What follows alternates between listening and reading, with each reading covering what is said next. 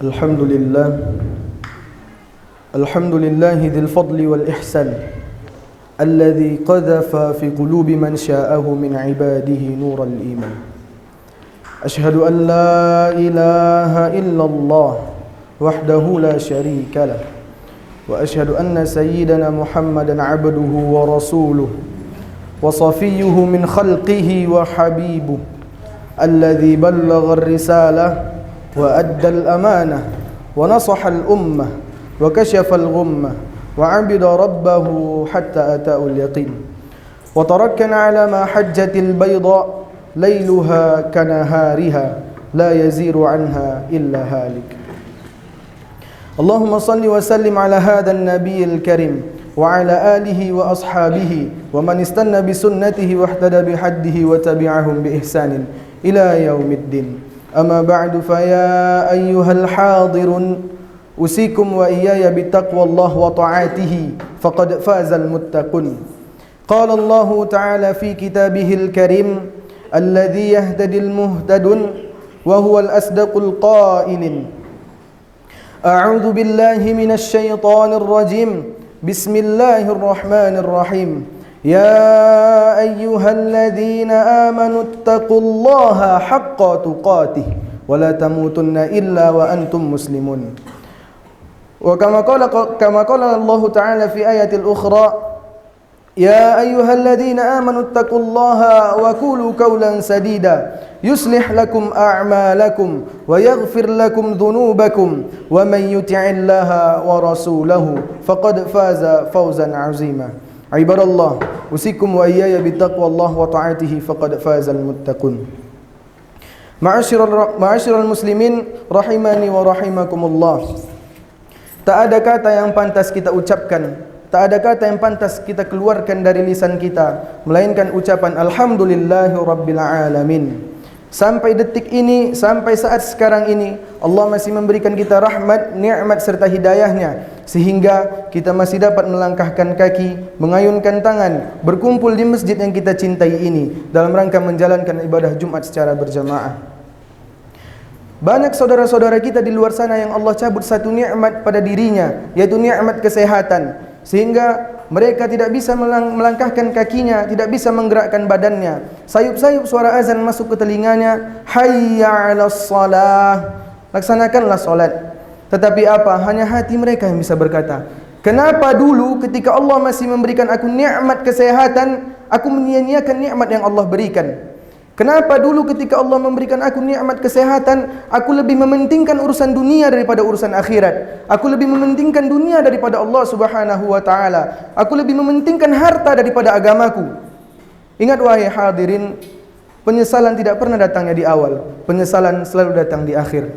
Maka kata Allah Subhanahu wa taala, la in syakartum la azidannakum wa la in kafartum inna 'adzabi lasyadid. Barang siapa yang mensyukuri nikmatku, kata Allah, maka akan aku tambah. Dan barang siapa yang kufur atas nikmatku, niscaya azabku sangatlah pedih. Salawat bersampulkan salam tidak bosan-bosannya kita hadiahkan buat junjungan kita, Nabi besar Muhammad sallallahu alaihi wasallam, dengan mengucapkan lafaz Allahumma salli ala sayyidina Muhammad wa ala ali sayyidina Muhammad. Sebelum khatib menyampaikan judul muizzah khutbah khatib pada Jumat kali ini, khatib tidak bosan-bosannya berwasiat kepada kita semua, terutamakan untuk diri khatib pribadi, untuk selalu meningkatkan keimanan serta ketakwaan kita kepada Allah Subhanahu wa taala. Takwa dalam arti kata fi'lul ma'murat wa tarkul manhiyat, menjalankan apa yang Allah perintahkan dan menjauhi segala apa yang Allah larang. Pada hari Jumat penuh berkah ini, kita diperintahkan bersalawat kepada Nabi kita, Nabi Muhammad sallallahu alaihi wasallam. Beliau dari Abi Hurairah radhiyallahu anhu, Rasulullah sallallahu alaihi wasallam bersabda, "Man shalla alayya wahidatan sallallahu alaiha asyran." Barang siapa yang bersalawat kepadaku 10 kali, maka Allah akan bersalawat kepadanya 10 kali. Ma'asyiral muslimin rahimani wa rahimakumullah. Pada khutbah Jumat kali ini, khatib akan menyebutkan sekilas tentang kelahiran Nabi kita, Nabi Muhammad sallallahu alaihi wasallam. Yang jelas diutusnya Nabi kita Muhammad sallallahu alaihi wasallam adalah suatu kabar yang menggembirakan, karena umat yang sebelumnya dalam keadaan gelap penuh kesesatan hingga akhirnya mendapatkan petunjuk hidayah, yaitu jalan yang terang menderang. Allah Subhanahu wa taala berfirman, Dialah yang mengutus kepada kaum yang ummi seorang rasul di antara mereka, yang membacakan ayat-ayatnya kepada mereka, yang menyucikan mereka dan mengajarkan mereka kitab dan hikmah, dan sesungguhnya mereka sebelumnya benar-benar dalam kesesatan yang nyata. Nabi Muhammad sallallahu alaihi wasallam punya silsilah keturunan yang terhormat, dan itu sangat berpengaruh pada dakwah beliau. Abu Sufyan pernah menyebutkan perihal garis keturunan Nabi sallallahu alaihi wasallam di hadapan Raja Heraklius. Abu Sufyan mengatakan, Muhammad memiliki silsilah garis keturunan yang sangat mulia di antara kami. Nabi kita Muhammad sallallahu alaihi wasallam punya garis keturunan yang mulia, yang secara lengkap nama beliau adalah Muhammad bin Abdullah bin Abdul Muttalib bin Hashim bin Manaf bin Abdul Manaf bin Qusay bin Kilab bin Murrah bin Ka'ab bin Lu'ay bin Ghalib bin Fir bin Malik bin An-Nadar bin Kinanah bin Khuzaimah bin Mudrikah bin Ilyas bin Mudar bin Nizar bin Ma'ad bin Adnan. Silsilah dari Adnan sampai Ibrahim, Nabi Ibrahim alaihi salam, terdapat perselisihan antara para ulama. Kalau kita perhatikan garis keturunan Rasulullah, mulai dari kakek-kakek Rasulullah sallallahu alaihi wasallam, akan nampak garis keturunan beliau yang sangat mulia dan terhormat. Qusay, ia memiliki kedudukan tinggi dalam diri orang-orang Quraisy dan dikenal sebagai tokoh yang jujur. Abdul Manaf, putra yang paling menonjol dari putra-putra Qusay, yang terkenal biasa mengatur pembagian air minum Zam-Zam. Hashim terkenal dermawan karena ia biasa bisa menyiapkan roti untuk para jemaah haji. Abdul Muttalib, ia terkenal karena bisa kembali menggali air sumur Zam-Zam, dan dialah yang bernazar jika dia dikaruniai oleh Allah 10 orang anak laki-laki, maka dia akan menyembelih salah satu di antaranya. Penjelasan tersebut menunjukkan bagaimanakah mulianya Nabi kita Muhammad sallallahu alaihi wasallam dilihat dari garis keturunannya. Ma'asyiral muslimin, sekarang yang menjadi pertanyaannya, kapan Nabi kita Muhammad sallallahu alaihi wasallam dilahirkan? Para ulama sepakat bahawa Nabi Muhammad sallallahu alaihi wasallam dilahirkan pada hari Senin.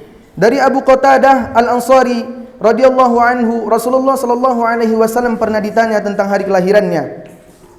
Lantas beliau menjawab, hari tersebut adalah hari Senin, adalah hari aku dilahirkan, hari aku diutus dan atau diturunkan wahyu untukku. Nabi sallallahu alaihi wasallam dilahirkan di kota Makkah. Adapun tempat kelahirannya, ada yang mengatakan di sebuah rumah yang ada syi'ib Hashim, ada yang mengatakan di sebuah rumah dekat Sofa.